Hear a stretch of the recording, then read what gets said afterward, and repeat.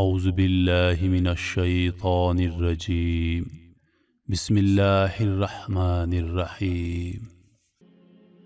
السلام علیکم میرے دوستوں، میری بہنوں اور روہیل وائس کے ساتھیوں۔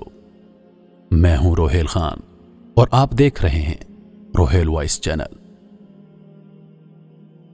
محترم خواتین و حضرات، کرۂ ارض پر سندھ کے احسانات اور ہماری جہالت۔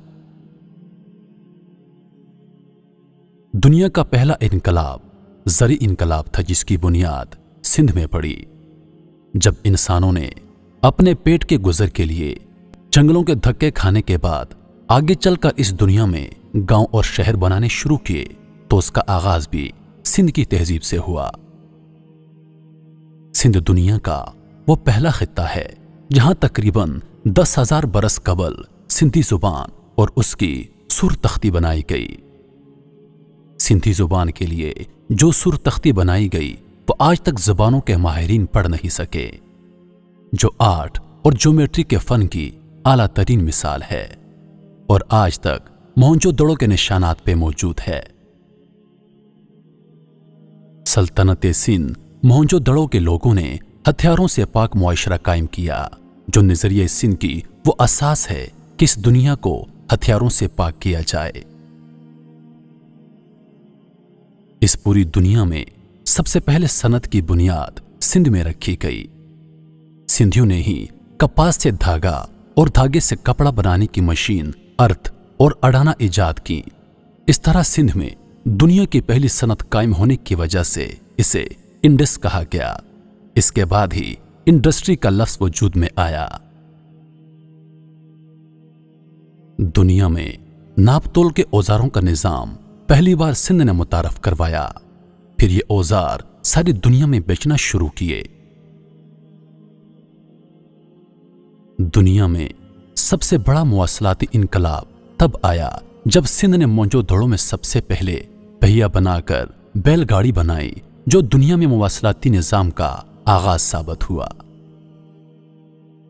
سندھی اس دنیا کی پہلی قوم ہے جس نے رنگ بنائے اور اس سے 7 رنگوں کے کپڑے بنائے، جو سمندری بیڑوں کے ذریعے ساری دنیا کو برآمد کرنا شروع کیے۔ سندھی دنیا کی پہلی قوم ہے جس نے سونا، چاندی، ہیرے اور جواہرات سے زیورات بنائے۔ وہ خام سونا عمان، قطر اور کویت سے لاتے تھے۔ جب ایرانی بادشاہ دارا اول نے سندھ پہ حملہ کیا تو تاوان کے طور پہ سونا طلب کیا۔ سندھیوں نے 5,000 برس قبل اینٹیں بنا کر شہری منصوبہ بندی کی بنیادیں رکھیں۔ سندھیوں نے سمیری زبان کے لیے کیونیفارم اسکرپٹ تیار کی، جو آگے چل کر 50 سے زائد قوموں نے اختیار کیا۔ تاریخ دانوں کا خیال ہے کہ سمیری تہذیب کی بنیاد سندھیوں نے رکھی۔